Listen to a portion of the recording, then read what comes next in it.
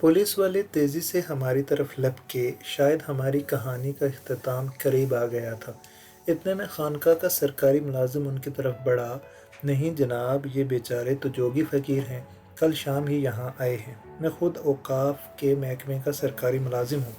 ये रहा मेरा कार्ड। एक पुलिस वाले ने कार्ड देखा, दोनों कुछ नरम पड़ गए। ठीक है, मगर ये तो तुम्हारा कार्ड है, इन दोनों की शनाख्ती कार्ड कहाँ हैं?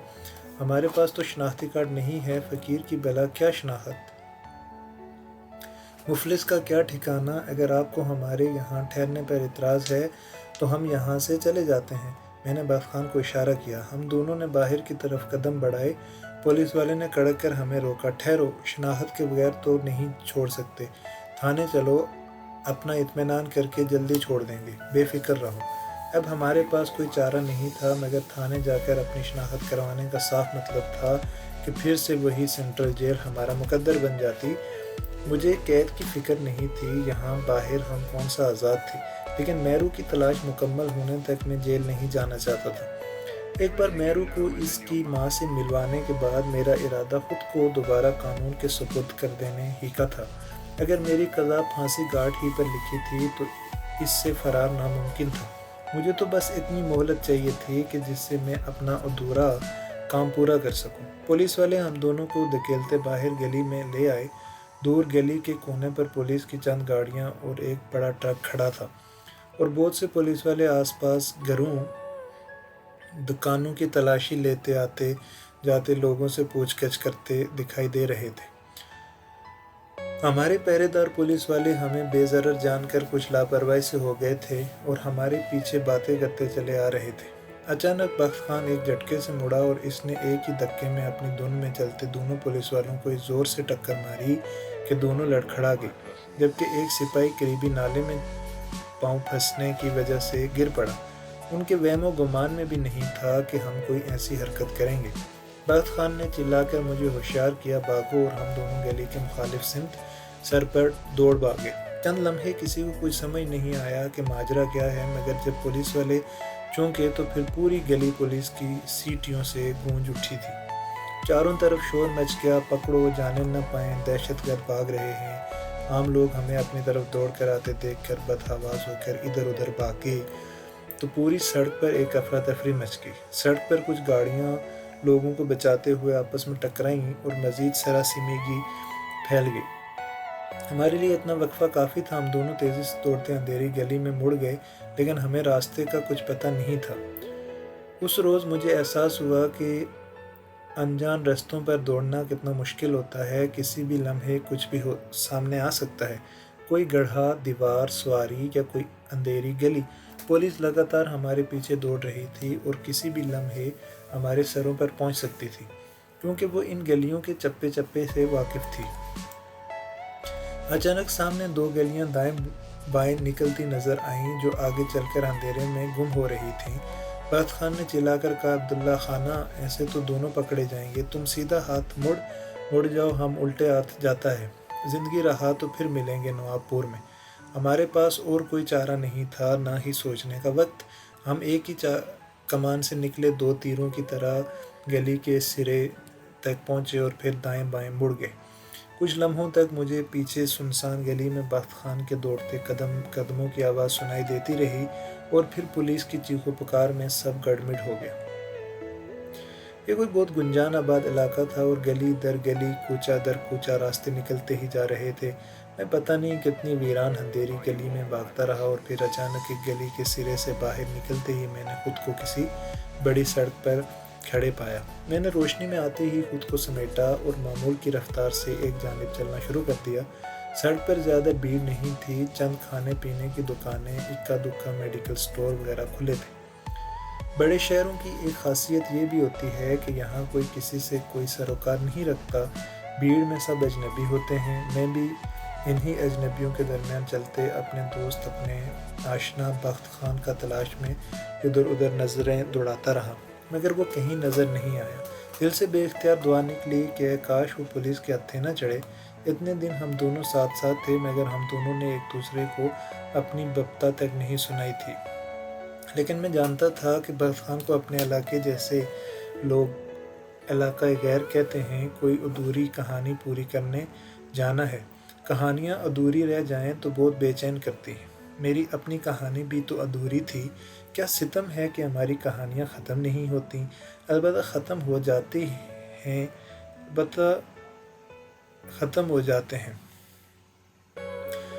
البتہ ہم ختم ہو جاتے ہیں تو پھر کیا کوئی دوسرا آ کر کبھی ہماری ادھوری کہانی پوری کرے گا؟ قدرت کبھی کوئی کام ادھورا نہیں چھوڑتی۔ ہم سب کی کہانیوں کو بھی ایک نہ ایک دن پورا ہونا ہوگا۔ میں اپنی سوچوں میں گم طویل سڑک پر چلتا رہا۔ رات بیت رہی تھی اور سناٹا بڑھتا جا رہا تھا، اور ایسے سناٹے میں گھومنا بھی میرے لیے خطرناک ہو سکتا تھا۔ کہیں بھی پولیس میرا راستہ روک سکتی تھی، کیونکہ شریف شرفا راتوں کو گھر واپس پلٹ جاتے ہیں۔ پیدل چلنے والے مجھ جیسے تنہا کو ان کی لغت میں آوارہ گرد کہا جاتا ہے۔ سڑک پر تھوڑے وقفوں کے بعد بجلی کے کھمبوں سے لگی اسٹریٹ لائٹس جل رہی تھیں۔ یوں وہ تنہا سڑک دور تک بچھی نظر آ رہی تھی۔ فضا میں اب صرف میرے قدموں کی آواز باقی رہ گئی تھی۔ ذہن میں ایک پرانی غزل گونجنے لگی: اجنبی شہر کے اجنبی راستے میری تنہائی پر مسکراتے رہے۔ میں بہت دیر تک یوں ہی چلتا رہا، تم بہت دیر تک یاد آتے رہے۔ یاد تو وہ آتے ہیں جنہیں ہم وقت کے کسی درمیانی وقفے میں ذرا دیر کے لیے فراموش کر دیتے ہیں۔ انہیں کیا یاد کیا جائے جنہیں کبھی بھولتے ہی نہیں، جو ایک لمحے کے لیے دل و دماغ سے محو نہیں ہوتے۔ کہ ایسی کیفیت کے لیے تو یاد بہت معمولی چھوٹا سا لفظ ہے۔ پھر وہی انسانی ڈکشنری کی مجبوریاں۔ شاید مجھ جیسے دیوانوں کے لیے یہ لغت ہمیشہ ادھوری ہی رہے گی۔ میرے اندر شور بڑھتا جا رہا تھا اور رات خاموش تر تھی، لیکن مجھے بہت جلد رات گزارنے کے لیے کسی ٹھکانے پر بھی پہنچنا تھا۔ اچانک مڑتے دور مجھے کسی اسپتال کا برقی نشان جگمگاتا نظر آیا۔ ذہن میں فوراً جیل میں کہیں ظہیر کی بات گونجی۔ کسی بھی شہر میں رات کو چھپنے کے دو ہی بہترین ٹھکانے ہوتے ہیں: ریلوے اسٹیشن یا اسپتال۔ دونوں ہی جگہ ساری رات لوگوں کا آنا جانا رہتا ہے، اور دونوں جگہوں پر کسی کو کسی کی خبر نہیں ہوتی۔ میں تیز قدموں سے چلتا اسپتال کے گیٹ سے اندر داخل ہو گیا۔ یہ کوئی پرائیویٹ اور مہنگا اسپتال تھا۔ سامنے ہی ایمرجنسی میں کچھ ہلچل سی تھی۔ ایک جانب راہداری میں کچھ پرائیویٹ گارڈز کھڑے پہرا دے رہے تھے۔ میں ان کو دیکھنے سے پہلے ہی بائیں راہداری میں مڑ گیا۔ مجھے جنرل وارڈ یا کسی کینٹین نما کیفیٹیریا کی تلاش تھی، جہاں میں عیادت کرنے والے لوگوں کے درمیان خود کو چھپا سکوں، مگر اس طرف بھی سناٹا تھا۔ شاید اونچے طبقے والوں کے لیے پرائیویٹ کمرہ نما وارڈز بنائے گئے تھے۔ غریب اور امیر کی یہ تخصیص یہاں بھی واضح تھی، اور صرف اس اسپتال پر کیا منحصر۔ یہ فرق تو غریب اور امیر کی پیدائش سے لے کر قبر تک برقرار رہتا ہے۔ میرا حلیہ اس چمکتی راہداری اور مہنگے کمرے سے میل نہیں کھاتا تھا، اس لیے قریب سے گزرنے والی ایک دو نرسوں اور طبی عملے نے مجھے حیرانی اور غور سے دیکھا۔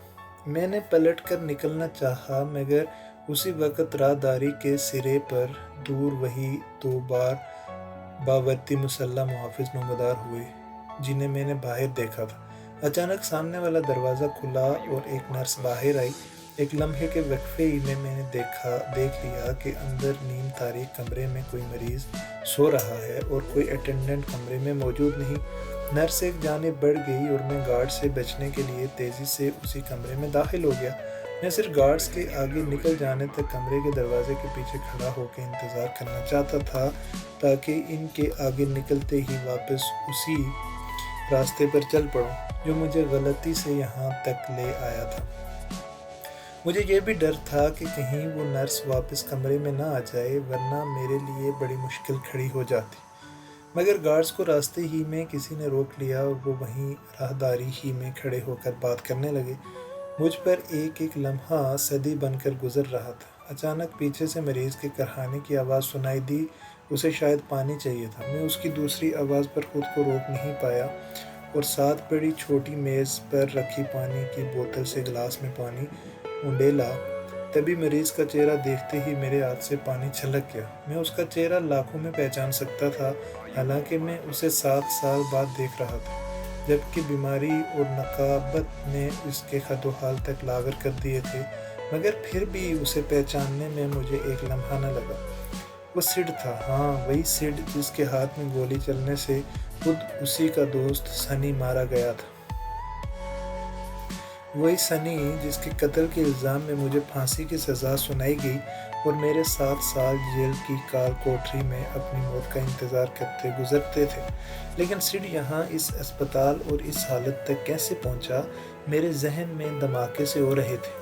دل میں سلطان بابا کی وہی بات گونجی، جب جو ہونا ہوتا ہے تب سو ہوتا ہے۔ گویا میں راستہ بھول کر اس طرف نہیں آ نکلا تھا، میرے لیے یہی راستہ طے کر دیا گیا تھا۔ جیل جانے سے لے کر پھانسی کی کال کوٹریوں تک، کرم داد کی کوٹھی میرے حصے میں آنے سے لے کر جیل سے فرار تک، حکیم یعقوب کے گھر سے مہرو کے گاؤں رحیم گڑھ تک، بالے کے ڈیرے سے چندا کے ٹھکانے تک، اور پھر اسی خانقاہ سے اسپتال کے اس کمرے تک، سب پہلے سے طے ہی تو تھا۔ جانے میں مہرو کی تلاش میں ان راستوں پر بھٹکتے یہاں تک پہنچا تھا، یا پھر مہرو کی تلاش کے بہانے یہ راستہ مجھے چلاتے ہوئے یہاں تک لے کر آئے تھے جہاں سڈ اس بستر پر نڈھال پڑا تھا۔ میں نے پانی کا گلاس اس کی ہونٹوں پر لگایا تو اس نے آنکھیں کھول دیں اور ایک اجنبی کو اپنے سرہانے کھڑا دیکھ کر گھبرا گیا۔ تم کون ہو؟ میری اٹینڈنٹ کہاں ہے؟ میں نے اطمینان سے اسے پانی پلایا۔ مجھے بھی تم ایک اٹینڈنٹ ہی سمجھ لو، میرا ارادہ 7 سال پہلے بھی تمہیں نقصان پہنچانے کا نہیں تھا، آج بھی نہیں ہے۔ سڈ میری بات سن کر بری طرح چونکا۔ کون ہو تم اور یہاں کیسے آئے؟ اس نے بستر کے ساتھ لگی گھنٹی کی طرف ہاتھ بڑھایا، مگر پھر میری صورت میں جانے کون سی آشنائی کی رمق دیکھ کر ہاتھ روک لیا۔ میری بڑی ہوئی داڑھی اور لمبی لٹوں کے پیچھے چھپی میری آنکھیں شاید ابھی تک نہیں بدلی تھی۔ سڈ کی زبان سے بے اختیار نکلا، تم وہی ہو نا ساحر؟ اس نے مجھے پہچان لیا تھا۔ ہاں میں وہی ہوں جسے تم نے قتل کے جھوٹے مقدمے میں الجھا کر پھانسی کے تخت تک پہنچایا تھا۔ سڈ ہکلایا، مگر تم یہاں کیسے؟ او گاڈ، میں تو سمجھا تھا کہ انہوں نے تمہیں پھانسی۔ نہیں، ابھی زندہ ہوں اور جب تک سانسیں باقی ہیں کوئی قانون مجھے مار بھی نہیں سکتا۔ سڈ نے غور سے میری طرف دیکھا، تو کیا تم مجھ سے بدلہ لینے آئے ہو؟ ہم نے واقعی تمہارے ساتھ بڑا ظلم کیا ہے۔ اس رات جب ہاتھا پائی میں تم نے میرے ہاتھ سے پستول چھیننے کی کوشش کی تھی اور میں اپنا ہاتھ چھڑوانے کی کوشش کر رہا تھا، مجھے تبھی محسوس ہو گیا تھا کہ میری انگلی کے دباؤ سے ٹریگر دب گیا ہے۔ وہ فائر مجھ سے ہی ہوا تھا جس نے سنی کی جان لی، مگر میں سچ نہیں بول پایا۔ بولنا چاہتا بھی تو میرے ڈیڈ گھر والے کبھی نہ بولنے دیتے، کیونکہ سنی کے پاپا بہت پاورفل اور عام منسٹر کے ہیڈ تھے۔ میرا خاندان ان سے کسی قسم کی دشمنی افورڈ نہیں کر سکتا تھا۔ لیکن آج تم آزاد ہو، مجھ سے بدلہ لے سکتے ہو۔ میں یہاں تم سے بدلہ لینے نہیں آیا، قدرت نے جانے کیوں مجھے یہاں پہنچایا ہے۔ مجھے بس کچھ دیر پناہ چاہیے، صبح ہوتے ہی چلا جاؤں گا۔ اگر تم پناہ دے سکو تو ٹھیک، ورنہ میں کسی اور طرف نکل۔ میری بات لبوں پر رہ گئی اور ایک نازک سی لیڈی ڈاکٹر اسی نرس کے ساتھ کمرے میں داخل ہوتے ہوئے بے دھیانی میں بولی، "واٹ از دس سڈ؟ یہ اسٹاف بتا رہی ہے کہ…" اور پھر مجھے سڈ کے سرہانے کھڑے دیکھ کر بالکل ہی حواس باختہ ہو گئی۔ او گاڈ، ہو از دس؟ یہ کون ہے اسٹاف؟ اور اندر کیسے آیا؟ یہ ہاسپٹل ہے یا کوئی بیگر ہوم؟ حسب توقع وہ مجھے کوئی ملنگ فقیر ہی سمجھی تھی۔ اسٹاف تیزی سے میری طرف بڑھی۔ نکلو بابا تم ادھر سے، تم کو اندر کس نے آنے دیا؟ لیڈی ڈاکٹر چلائی۔ گارڈز کو بلاؤ۔ Where are they sleeping? میں نے خاموش کھڑا رہا۔ سڈ نے ہاتھ اٹھا کر لیڈی ڈاکٹر سے کہا، calm down Sonia, he is my guest. یہ میرا پرانا دوست ہے اور کلاس فیلو ہے۔ سونیا نے پھٹی پھٹی نگاہوں سے میری طرف یوں دیکھا جیسے اسے سڈ کی دماغی حالت پر شبہ ہو۔ What are you in your senses? یہ تمہارا دوست اور کلاس فیلو؟ شاید تم حواسوں میں نہیں ہو سڈ۔ سڈ نے سونیا کو ڈانٹا۔ میں نے کہا نا یہ میرا دوست ہے، اور پلیز اب تم دونوں جاؤ یہاں سے۔ I am okay. اور اسپتال کے رولز کے مطابق میرے کمرے میں ایک اٹینڈنٹ رک سکتا ہے نا، تو آج رات میرا یہ دوست ہی میرے پاس رکے گا۔ سونیا نے غصے سے پہلے سیٹ کو اور پھر میری طرف دیکھا اور دوبارہ انگریزی میں سیٹ سے بولی، شاید وہ نہیں چاہتی تھی کہ میں اس کی بات کا مطلب سمجھوں۔ تم پاگل تو نہیں ہو گئے ہو سیڈ؟ کون ہے یہ بھکاری اور اتنی رات کو چھپ کر تمہارے کمرے میں کیوں آیا ہے؟ دیکھو، اگر تمہیں اس سے کوئی خطرہ ہے تو اردو میں بس اتنا کہو کہ جاؤ، ہم دونوں کے لیے اچھی سی کافی بھیج دو، میں سمجھ جاؤں گی اور باہر جا کر گارڈز کو بتا دوں گی، وہ خود آ کر اسے قابو کر لیں گے۔ سونیا کی چالاکی پر سیٹ نے میری طرف دیکھا، یہ میری کزن بھی ہے، بدقسمتی سے یہ یوں نہیں مانے گی، پلیز تم ہی اسے مطمئن کر دو۔ اس بار میں نے سونیا کو انگلش میں جواب دیا، میں اس طرح اچانک آنے کے لیے معذرت خواہ ہوں، میں کسی کی پرائیویسی میں دخل اندازی نہیں ہونا چاہیے، اگر آپ کو واقعی لگتا ہے کہ میں سیٹ کو ڈسٹرب کر رہا ہوں تو میں چلا جاتا ہوں، آپ خود کو کسی الجھن میں نہ ڈالیں۔ سونیا اور نرس دونوں کے منہ کھلے کے کھلے رہ گئے۔ سونیا نے نرس کو باہر نکلنے کا اشارہ کیا، پھر جاتے جاتے ایک لمحے رک کر بولی، آپ دونوں کو کسی چیز کی ضرورت ہو تو میں بھجوا دوں گی۔ نہیں، آپ کا بہت شکریہ۔ سونیا نے جاتے جاتے بھی پلٹ کر ایک بار پھر حیرت سے میری طرف دیکھا۔ اس کے جانے کے بعد سیڈ نے میرے حلیے کو غور سے دیکھا۔ یہ تم نے اپنا کیا حال بنا رکھا ہے؟ مجھے تمہاری لگژری کار اور نفاست ابھی تک یاد ہے، میری جگہ کوئی اور ہوتا تو تمہیں ہرگز نہ پہچانتا، مگر میں نے اس رات تمہاری یہ آنکھیں بہت قریب سے دیکھی تھیں اور آج تک انہیں بھلا نہیں پایا۔ کہیں راتوں تک جب میں سونے کے لیے آنکھیں بند کرنے لگتا تو تمہاری یہ دونوں آنکھیں میرے اندر کہیں کھل جایا کرتی تھیں، راتوں کو خواب میں آ کر مجھے جگا دیا کرتی، مگر تم نے یہ جوگیوں والا بحث کیوں بنا رکھا ہے؟ جیل سے کب چھوٹے تم؟ سیٹ کی لا علمی بتا رہی تھی کہ اسے باہر کے حالات کی کچھ زیادہ خبر نہیں، ویسے بھی یہ امیر زادے بلا اخبار وغیرہ کب پڑھتے ہیں؟ میں جیل سے چھوٹا نہیں، فرار ہوا ہوں اور پولیس اس وقت میری تلاش میں جگہ جگہ چھاپے مار رہی ہے۔ میرا جواب سن کر سیٹ اچھل پڑا، او گاڈ، ریئلی؟ معاف کرنا، پچھلے کچھ مہینوں سے میں ساری دنیا سے کٹ کر رہ گیا ہوں، مجھے واقعی کسی بات کی خبر نہیں۔ پھر کچھ سوچ کر اس نے پوچھا، اور وہ لڑکی، وہ جو اس رات تمہارے ساتھ تھی، اس کا کیا ہوا؟ وہ زہرہ کا پوچھ رہا تھا، وہ بھی بچھڑ گئی مجھ سے، اس کے گھر والے ایک قاتل پھانسی کے قیدی کے ساتھ مزید کوئی رشتہ نہیں رکھنا چاہتے تھے۔ سیڈ نے بہت تعصب سے میری طرف دیکھا، او مطلب تمہاری زندگی کی ہر بربادی صرف ہماری وجہ سے اسی ایک رات میں ہو گئی؟ کاش میں وہ وقت واپس لا سکتا۔ سنو، ان سب کے باوجود تم مجھ سے بدلہ کیوں نہیں لے رہے؟ میں بے بس لاچار تمہارے سامنے پڑا ہوں۔ میں نے سیٹ کی طرف دیکھا، اگر میں پہلے والا ساحر ہوتا تو شاید کچھ بھی کر جاتا، تمہیں بھی تباہ و برباد کر دیتا، لیکن ایک بزرگ نے میرے سوچنے کا انداز بدل دیا۔ وہ کہا کرتے تھے کہ اپنا ہر معاملہ، ہر بدلہ اللہ پر چھوڑ دو، وہ بہترین انصاف کرنے والا ہے۔